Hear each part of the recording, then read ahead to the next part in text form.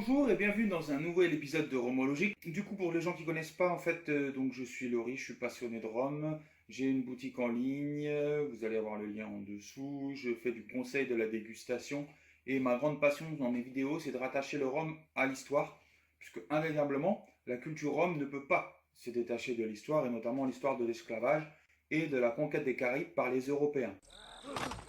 Pour résumer, il y a eu les Portugais, les Néerlandais, les Français, les Espagnols, les Britanniques qui ont tous marqué l'histoire de cette région et notamment de la Jamaïque qui, dans les années 1740-1750, est le deuxième producteur, voire le premier producteur mondial de canne à sucre et de rhum.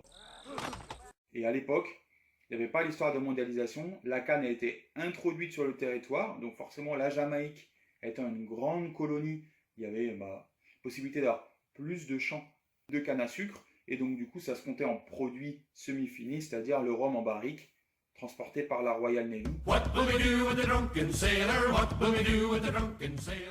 Donc la plus grande marine marchande du monde à l'époque. En fait, pour résumer, l'introduction du rhum en Jamaïque est liée en fait au déficit de place qu'il y avait sur la Barbade. Les royaumes d'Angleterre avaient deux colonies principales dans les Caraïbes, la Barbade, qui était le plus gros producteur de sucre, de rhum, de mélasse avant des troupes petites. Et donc du coup, il y a eu un déplacement, et c'est toute l'histoire du rhum et des implantations du rhum, il y a eu un déplacement en fait de l'économie sucrière de la Barbade vers la Jamaïque, qui était plus grande, qui permettait d'avoir donc plus d'esclaves à travailler.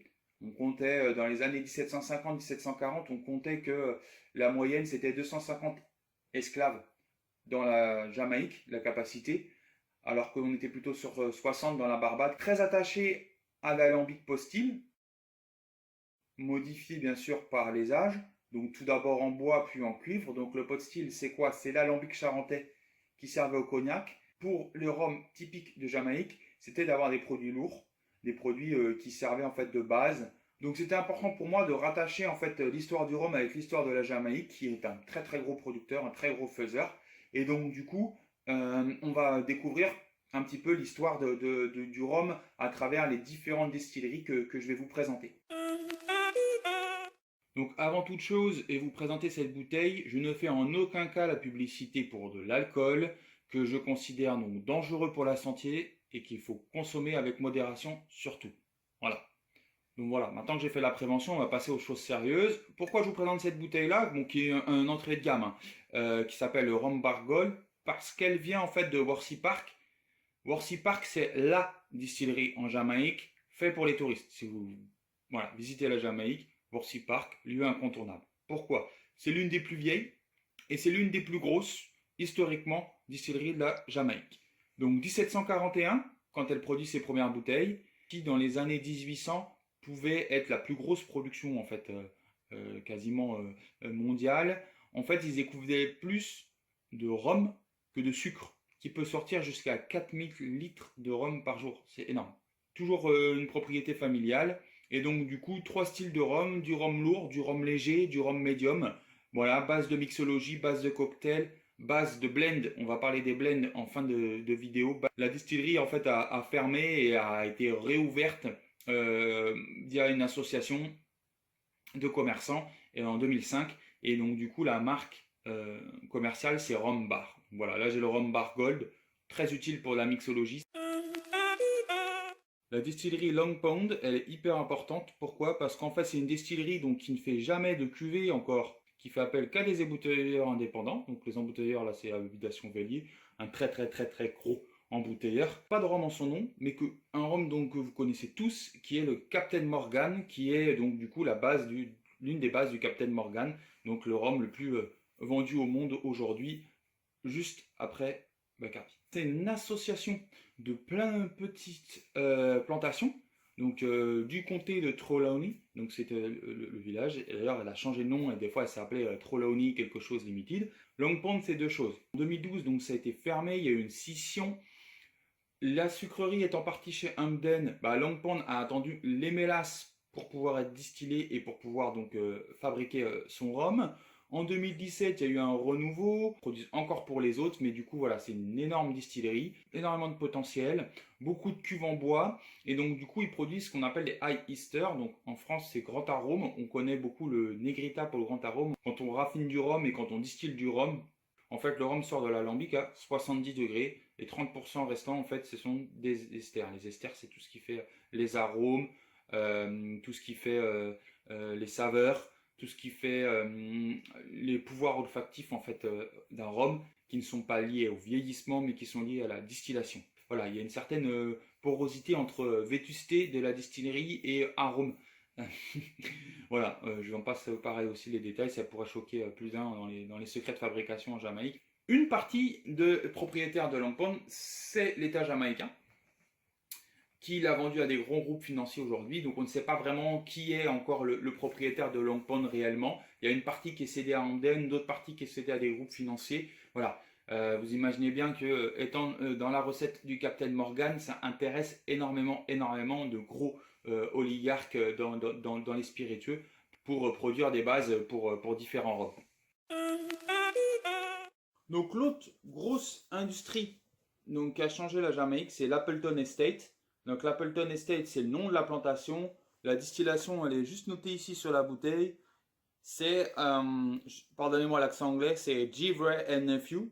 En fait, John Vray et son neveu, qui s'appelait Ward, qui ont créé en fait cette distillerie et cette compagnie suite à l'achat d'une taverne à Kingston qui était de plus en plus réputée, qui deviendra plus tard la Jamaïque dans les années 1700 et qui en fait donc rachète la plantation Appleton Estate qui en fait a perpétué l'esclavage de père en fils. L'explosion du rhum et de l'activité sucrière a continué sur la plantation pour le compte de John Vray et son neveu.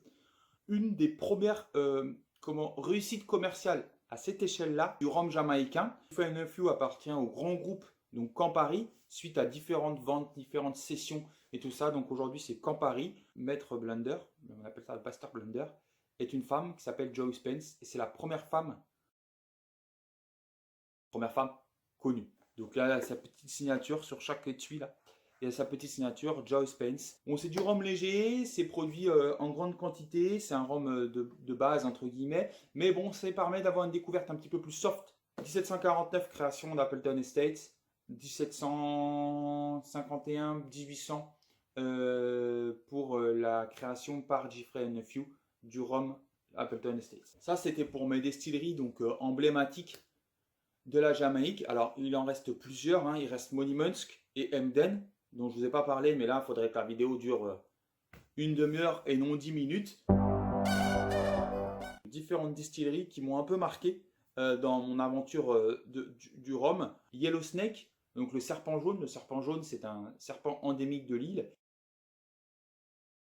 Il est assez particulier parce qu'il est très floral comme rhum, ce qui n'est pas forcément l'habitude de la Jamaïque.